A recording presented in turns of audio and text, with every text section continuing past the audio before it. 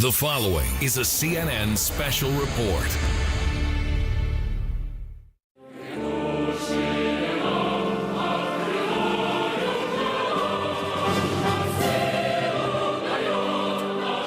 Winston Churchill famously said of Russia, "It is a riddle, wrapped in a mystery, inside an enigma."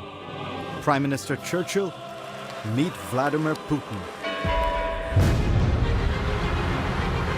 He is really very much of a leader. He's been a leader far more than our president has been a leader. He was a KGB agent. By definition, he doesn't have a soul. Vladimir Putin is a thug and a murderer and a killer. He's the richest man in the world. Hundreds of billions of dollars of wealth. What does he want from Donald Trump? Putin is going to eat him like a sandwich. He'd rather have a puppet as president. You're the puppet. Just how powerful is he? Putin has an untrammeled authority. Hoorah! I don't see any checks on his power. So powerful, he rigged the American election? Of course, Putin wanted Hillary Clinton to lose. He despised Hillary Clinton. Whom would you like better?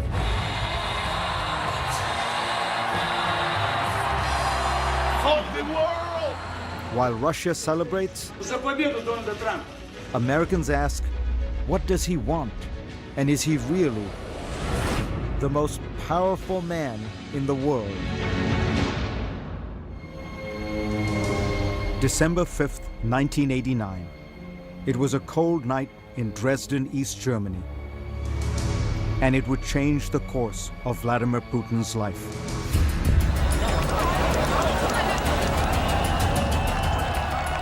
The Berlin Wall had just fallen.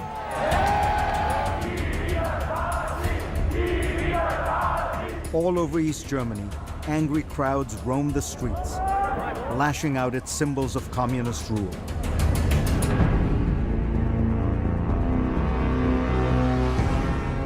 That night in Dresden, they found a target.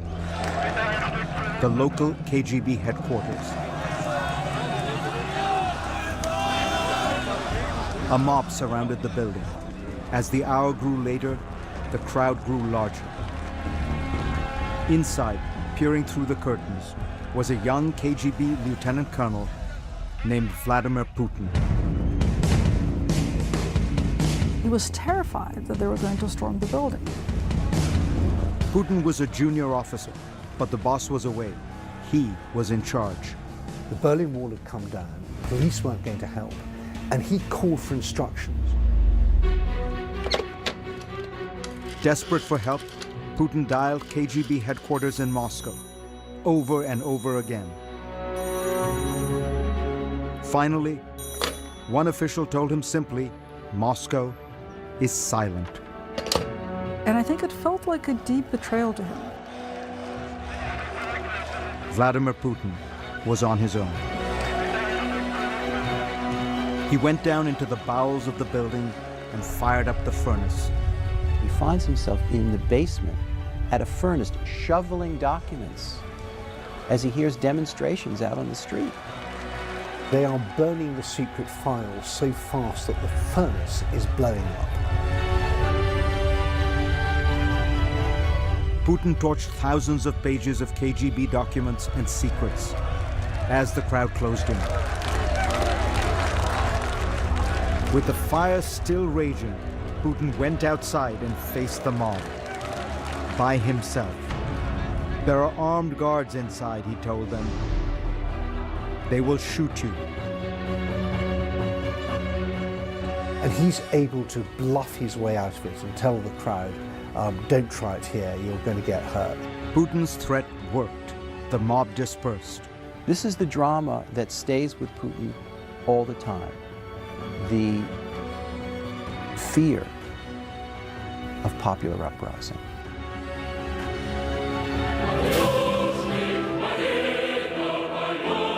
Vladimir Putin quells that fear with absolute control.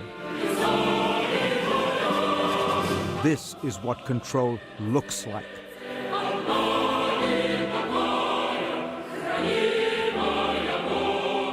In one of the world's busiest cities, the streets are emptied for Vladimir Putin's motorcade. 12 million people simply disappear on Putin's inauguration day.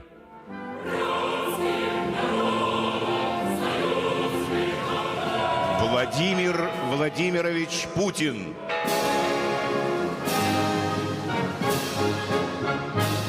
The event was perfectly produced for Russian television.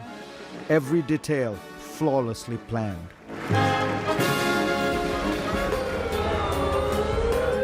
Almost every detail. A few Russians did not follow the script. Literally a block away from his inauguration was a cafe called Jean-Jacques, where the opposition liked to gather and drink wine and drink coffee.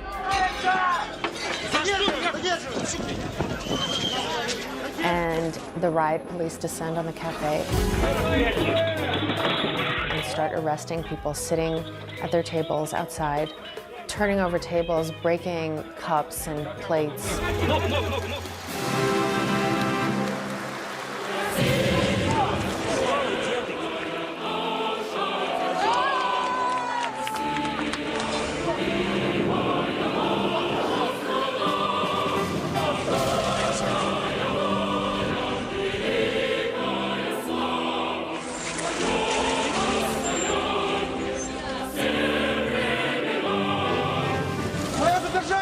The crackdown was not shown on Russian television. For 94% of Russians, their main source of news is television.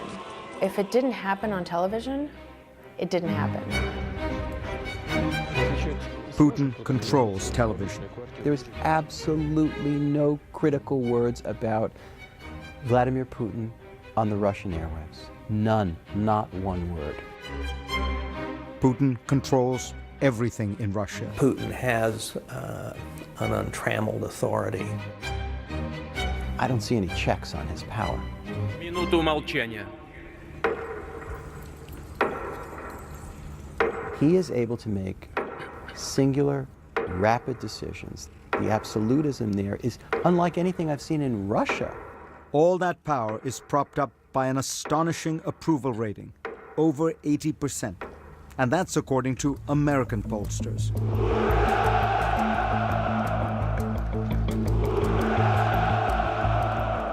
Donald Trump wins the presidency. But when the United States elected a new president, it looked like Russia had fallen for a new leader. Победа Трампа будет праздник для всего человечества. There were toasts all over Moscow, За победу Дональда Трампа. at the parliament known as the Duma, on talk shows, Они молодцы. and at bars. We are the champions of the world. But one man seemed utterly unsurprised by Trump's victory. He's happy to take credit. And that means that he won the US election. The man who is simultaneously president of Russia and in charge of the United States. Mr. Putin? Trump impersonators are everywhere in Russia.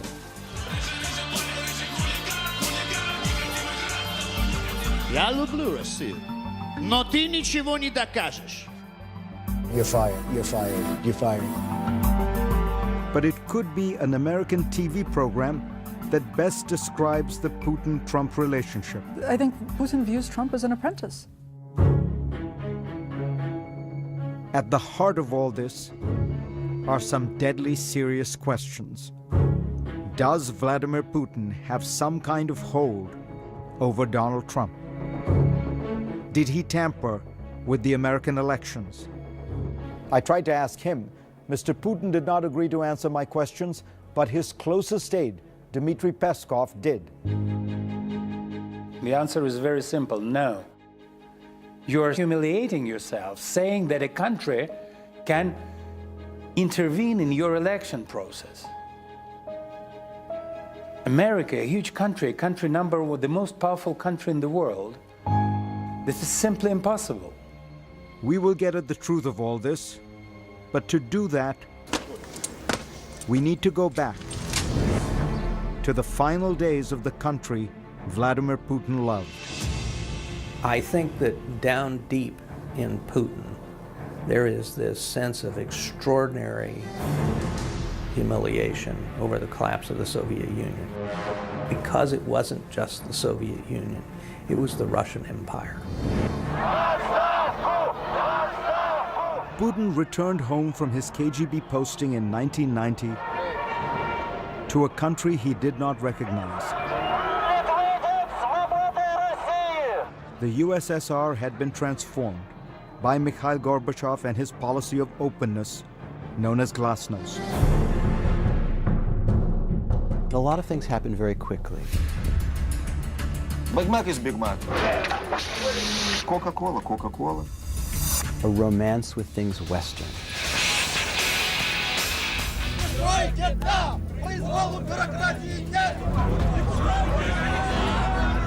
Freedom came fast, and it exposed the rot at the heart of Soviet communism.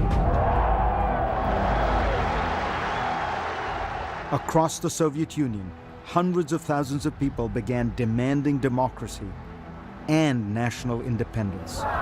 It was once again what Putin feared most.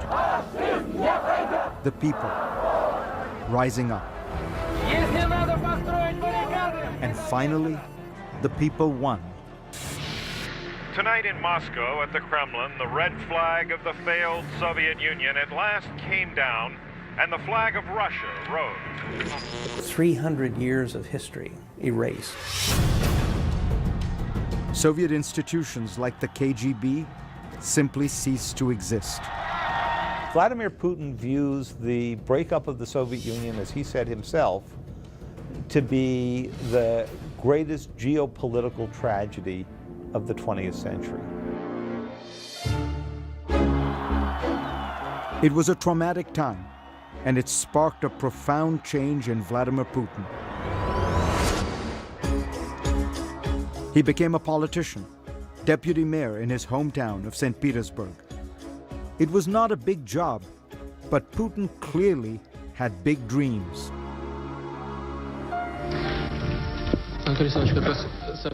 He commissioned this rarely seen documentary about himself.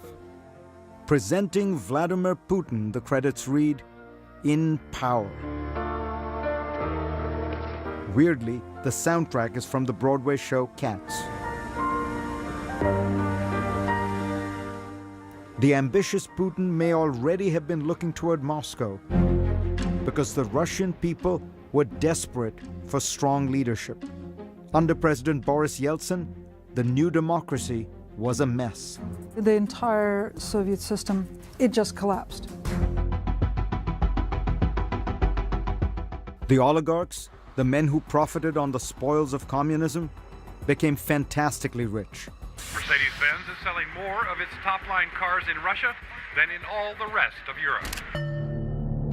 But ordinary Russians were sinking into desperate poverty. There were dire food shortages, even starvation. I don't know how to feed my kids without milk. I just don't know what we're going to do. President Boris Yeltsin was in charge, but he seemed increasingly unstable.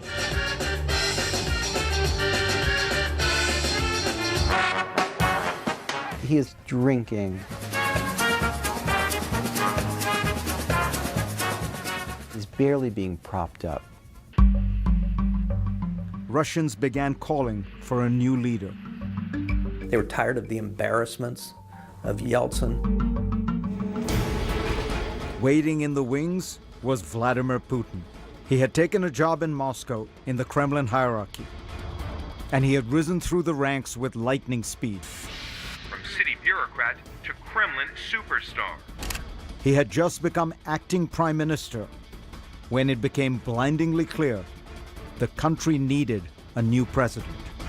So when Yeltsin was ready to topple over, and they settled on Putin because they knew that Yeltsin could retire and not be put in jail.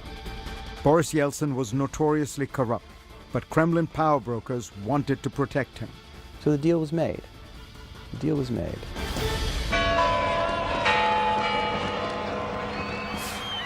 December 31st, 1999. The surprise announcement from Boris Yeltsin that he is resigning as president and turning over power to his prime minister, Vladimir Putin. In the very first moments of the 21st century, Vladimir Putin became president of Russia. His first words: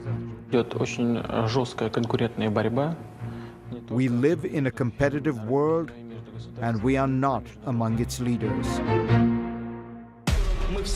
And right away, Putin began to change his country. He joined soldiers on the front lines of the war in Chechnya. He reassured Russians that better times were ahead. I think we'll get paid and we'll have work. The country quickly fell in love with Vladimir Putin. The #1 song in Russia was called "A Man Like Putin." He's just very, he's beautiful man, you see?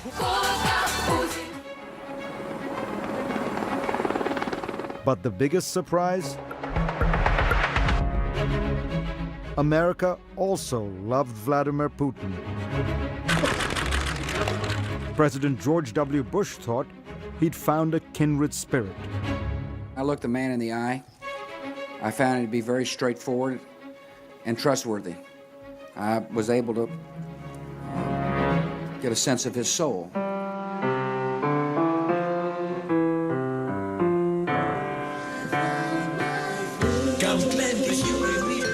Even Hollywood fell for the new Russian president. We'll see what we shall see. I'll bring my boat with me.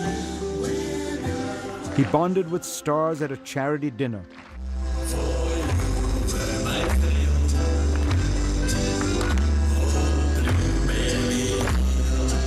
But the honeymoon would soon come to a crashing halt. He was a KGB agent. By definition, he doesn't have a soul. How are you? So glad to see you. Next, when Vladimir met Hillary. It's important to remember how much he despised Hillary Clinton.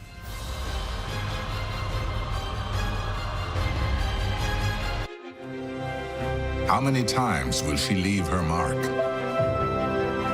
How many ways will she light up the world? This is the woman. At the heart of the hacking scandal that rocked the 2016 presidential election Ladies and gentlemen, was an old grudge. my mother, my hero, and our next president, Hillary Clinton. It went beyond ideology. It was personal. Vladimir Putin was not a fan of Hillary Clinton. Of course, Putin wanted Hillary Clinton to lose. He hated Hillary Clinton. Prime Minister, we have a lot of problems in that. The tension between the leaders had been brewing for years. In 2001, another American leader, George W. Bush, vouched for Putin. I was able to get a sense of his soul. But on the campaign trail in 2008, Hillary had a different take. I could have told him he was a KGB agent. By definition, he doesn't have a soul. I mean, this is a waste of time, right? Recently, Mrs. Clinton said that you, as a former KGB agent, by definition, can have no soul. Putin's reply? Statesmen shouldn't be guided by their hearts, they should use their heads. Clinton had a lot of tough words for Putin over the years. He's a very arrogant person to deal with. We have to stand up to his bullying. He is somebody who will take as much as he possibly can. But it was what happened in 2011 that marked a point of no return. It began with the Arab Spring protests early that year. The kind of popular uprising that Putin dreaded. He begins to see himself through the eyes of Hosni Mubarak. Mubarak of Egypt was facing prosecution. Syria's Bashar al-Assad was on the ropes. Libya's strongman Muammar Gaddafi met a particularly gruesome fate. Brutally killed after begging for his life. Putin may have feared the same bloody fate for himself.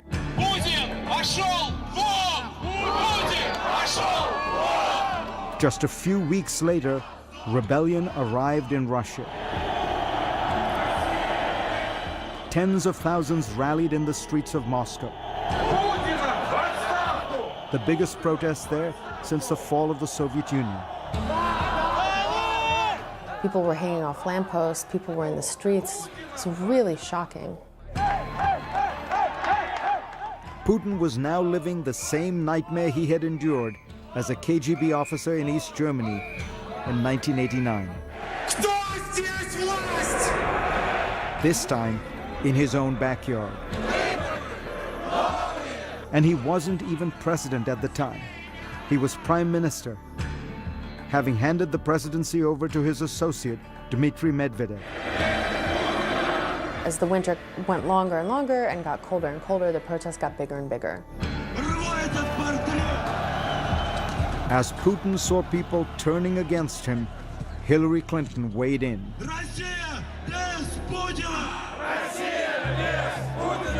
The Russian people, like people everywhere, deserve the right to have their voices heard and their votes counted. When Putin hears something like that, I imagine he hears Bush talking about Saddam Hussein. He hears that as they're coming for me. There he goes! They're trying to drive me from power. What the hell do you know about my people and whether they deserve to have their voices heard? Like, I'll tell you if they should have their voices heard. Russians had a lot of reasons to be angry. Владимира Путина на должность президента страны. That fall, it was announced that Putin would run for president again, for a third time. That meant he could potentially rule Russia until 2024. Some people said, oh my God, I'm gonna die with this guy in power. A few months later, the elections for Russia's parliament were a farce. We do have serious concerns about the conduct of the elections. Hillary Clinton called out the election rigging. I don't think she realized quite how badly that was going to go down. With his back against the wall,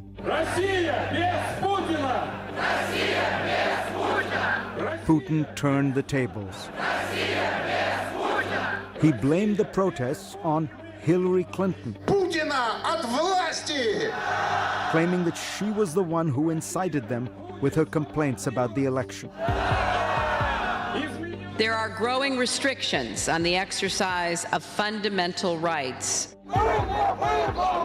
Quote unquote, she sent a signal. That was his words.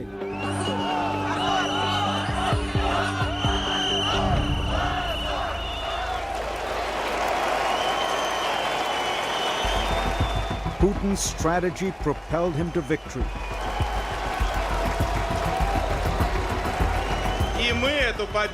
In March 2012, he won re-election handily, fighting back tears after a tense fight to maintain his power. Мы показали, что нам действительно никто ничего не может навязать. He may have won the day, but Vladimir Putin never forgot about the woman who had kicked him when he was down.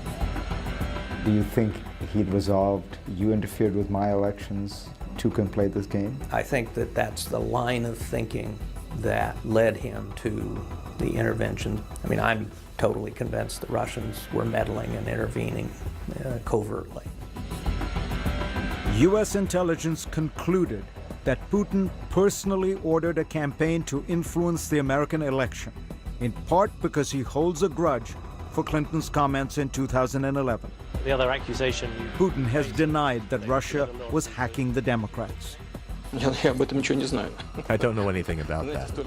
You know how many hackers there are today. It's an extremely difficult thing to check. The Russians allegedly focused their attack on a particularly weak target: the Democratic National Committee. You could have broken into the DNC with a can opener. This took less work to get into the DNC's computer systems than it took the Watergate burglars to get into the DNC offices back during the Nixon campaign. More than 1,900 emails released. In the middle of a tight race, The leak revealed transcripts from some embarrassing emails mysteriously leaked from the Clinton campaign were all over the news. WikiLeaks has released a new batch of Another stolen round emails. of stolen emails. The Clinton campaign knows this could be a This latest leak, pretty much a Trump dream come true. Donald Trump was delighted by Clinton's misfortunes.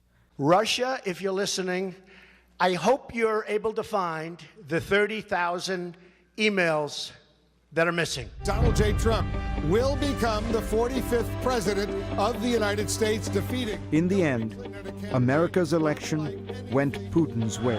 I've just received a call from Secretary Clinton. Hillary Clinton was quite negative about our country and her attitude. It wouldn't be bad to get along with Russia, right? It wouldn't be bad. And to the contrary, the other candidate, Donald Trump, was saying that we have to find some understanding. When people like me, I like them. Even Putin. Whom would you like better?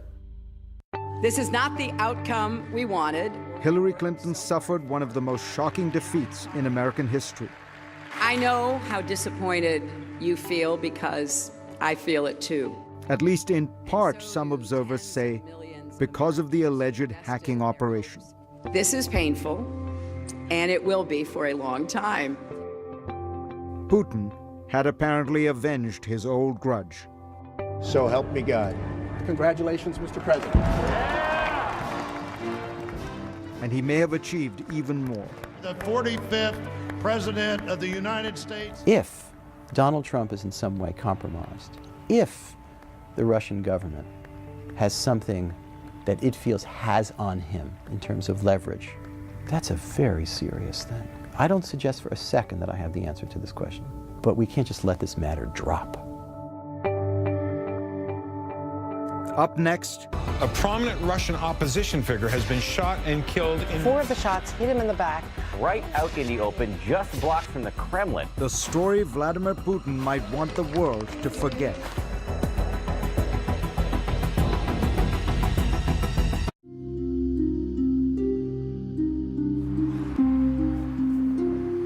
February 27th, 2015. Nearly midnight. A man and woman walk across the Bolshoi-Moskovetsky Bridge, right next to the Kremlin, a highly monitored area littered with surveillance cameras.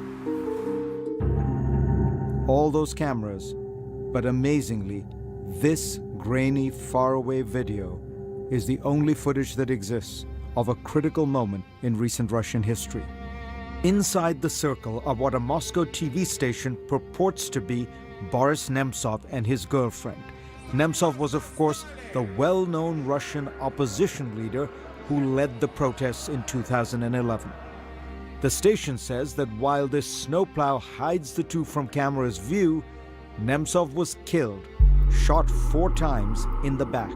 A prominent Russian opposition figure has been shot and killed in... 4 of the shots hit him in the back. Right out in the open, just blocks from the Kremlin. So, who murdered Boris Nemtsov? Это позорное явление.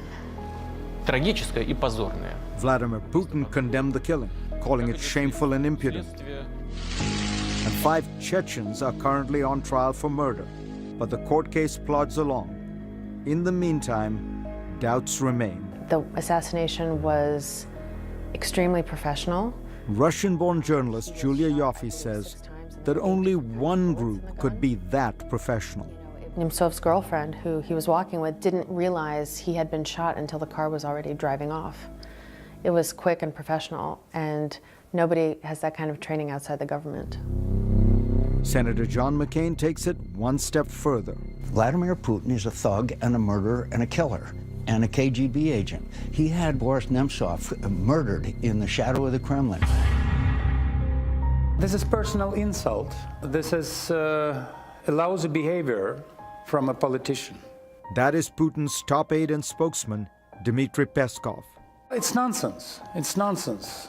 There is nothing to comment on. Over the course of Putin's time in power, his regime has been accused of involvement in the deaths of many of its critics, including the journalist Anna Politkovskaya and the former KGB agent Alexander Litvinenko. The scholar of Russian studies, Stephen Cohen, responds. There's not a shred of evidence, there's not a single fact to sustain these allegations, but they take on a kind of folklorish reality. Тут господин Путин сказал. The allegations that Putin might have played a role in Boris Nemtsov's murder may stem in part from the evidence that Nemtsov had been accumulating against the president. Nemtsov was about to reveal information that would prove Russia's involvement in the conflict in Ukraine. That Ukraine report was released a few months after Nemtsov's murder. But there was an earlier Nemtsov report published in 2012 that also was embarrassing for Putin. It claimed the president had 43 planes, 15 helicopters, and 4 yachts at his disposal, including one super yacht. Then there are the palaces. Nemtsov's report says there were 20 presidential palaces available to Putin at any time. One of the palaces, known in the press simply as Putin's Palace, was said to be worth $1 billion. This is not true. This is actually perverted commenting of reality. Putin's spokesman, Dmitry Peskov, says every world leader, especially the leader of a nuclear power like Russia or the United States, has access to state-owned homes and planes and helicopters that are safe and have secure communications. Of course, he uses these vehicles, this plane, these residences, but it's not his property. The rumors about his wealth, the rumors about the palaces, has nothing to do with reality. It's just lies. The rumors of Putin's wealth, well, some of them are simply staggering. And some people, including myself, believe that he's the richest man in the world or one of the richest men in the world. Bill Browder was once the largest foreign investor in Russia. Now he's one of Vladimir Putin's toughest critics. We talked in 2015. You really think Putin is the richest man in the world? I really think that. And I'm not just saying that crazily. Estimate his net worth. 200 billion. Really? I believe that it's 200 billion. That would make Putin almost 2.5 times wealthier than the man whom Forbes says is the world's wealthiest, Bill Gates. All these rumors, all these accusations about billions and billions of dollars as his fortune, this is not true. Don't believe in that. He's got nothing. He's got what he writes in his personal financial declaration every year. Putin's most recent financial declaration says that he personally owns less than half an acre of land, a roughly 900 square foot apartment, and a 200 square foot garage, into which maybe he puts the vehicles listed in that document. A vintage Russian sedan, a Russian 4x4, and a trailer like this one. The document does not say how much Putin has in the bank or in investments. Top U.S. Treasury official Adam Zubin talked to the BBC. I'm not in a position to give you figures, but what I can say is that he supposedly draws a state salary of something like $110,000 a year. That is not an accurate statement of the man's wealth. But if Putin was getting rich, he surely wasn't the only one in Russia. Take this statistic. In 1996, when Putin had just moved to Moscow and begun his climb to the top, there were no billionaires in all of Russia. By 2014, Russia had 111 billionaires, according to Forbes. And while Moscow now has multiple Bentley dealerships to satisfy its bevy of billionaires, the average wage in Russia is less than $450 a month. That's lower than the average wage in China, according to Stratfor.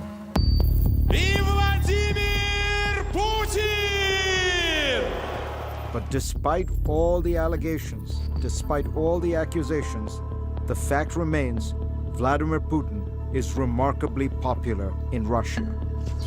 Why? We'll tell you when we come back.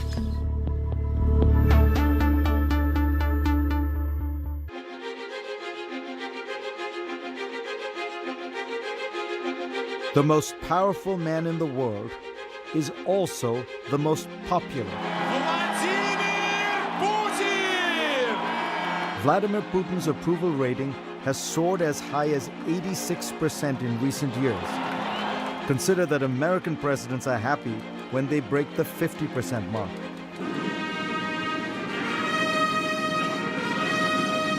How has he done it? Partly, it's the cult of Putin. He has mastered the art of the manly photo op. He rides horseback bare-chested, finds ancient treasures underwater. He rides a submarine to the bottom of the Black Sea, flies planes, fights forest fires. There's something ridiculous about a middle-aged world leader riding around shirtless on a horse like Conan the Barbarian after a dozen donuts. Who thinks this looks good? Everything that we find ridiculous about Vladimir Putin is very appealing in a media universe that he controls absolutely. Perhaps the foundation of the Putin juggernaut is a political truism no matter where you live. It's the economy, stupid. After the chaotic years of Boris Yeltsin, Putin stepped in and stabilized the country. And he rode the wave of ever-rising oil prices, which in Russia's resource-rich economy translated into rising wages and soaring stock indices. Then, in late 2014, the party stopped. Oil prices slumped, and soon after came Western economic sanctions. Vladimir Putin has navigated hard times well. He has slashed social spending, implemented an austerity program, allowed the ruble to fall, and his central bank has kept inflation in check. Putin is a fiscal conservative. The outward seeming aspect of wealth looks closer to Dubai than it does to Moscow 30 years ago. It's just an amazing transformation. Add to the economics Putin's secret sauce, nationalism.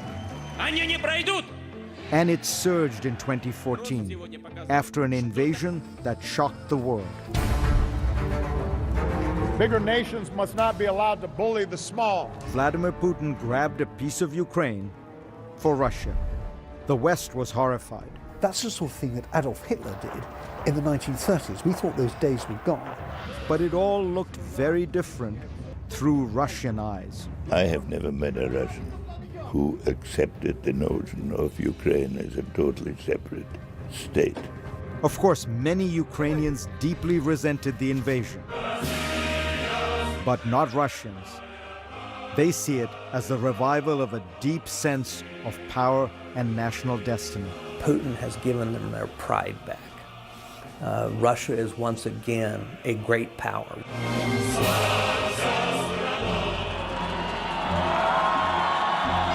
Putinism is an ideology of social conservatism, of anti-Westernism, but above all, of national power. Putin might say he has made Russia great again. Sound familiar?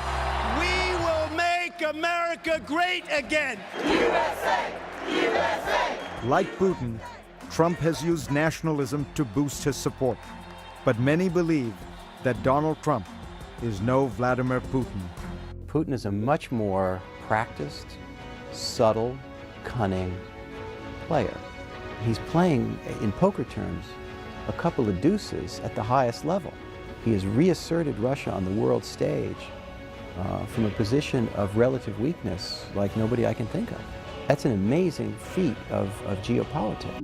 Finally, here are my thoughts on he whom we have called the most powerful man in the world. First, let me explain the title. The United States, and China for that matter, are more powerful countries than Russia, of course, but the power of a head of state is determined both by the country's strength and the capacity he or she has to exercise that power unilaterally, unconstrained by other institutions, parties, or political forces. And combining those two metrics, it's easy to see why Vladimir Putin rises to the top. He has created what he calls a vertical of power unlike any we have seen in other great nations. As the Russian chess grandmaster Garry Kasparov has noted, himself a harsh critic of Putin, the entire structure of Russian political authority rests on one man. When the Tsar died, after all, you knew the process by which his successor, his son, would be elevated. When the General Secretary of the Soviet Communist Party died, the Standing Committee and the Politburo would select his successor. But when Putin dies, I almost said if, what will happen? No one knows. To understand Putin, you have to understand Russia. The last 100 years for that country have seen the fall of the Tsar, the collapse of democracy, the Great Depression,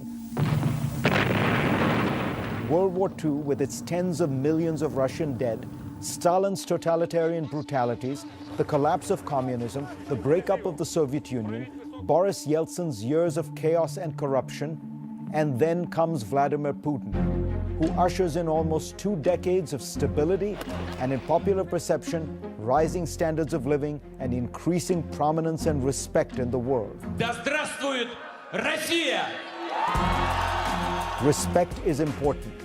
Russians have immense national pride. Russia is, after all, the largest country on the planet, 48 times larger than Germany. It encompasses 11 time zones and straddles Europe, Asia, and the Middle East.